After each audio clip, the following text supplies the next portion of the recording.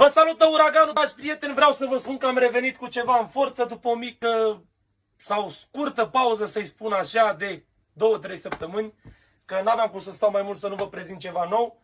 Am revenit la ale mele, la viața mea de zi cu zi, care asta este viața mea de zi cu zi și vreau să ascultați și voi puțin din această super piesă care vor dansa și pietrele pe piesa asta.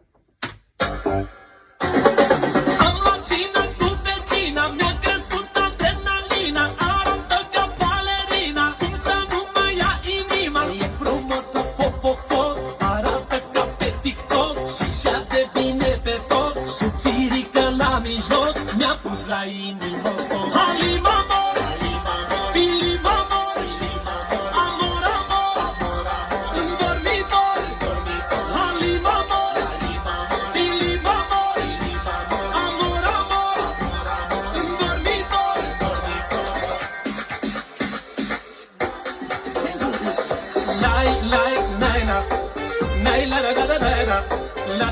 Vă pup și va urma în cel mai scurt timp.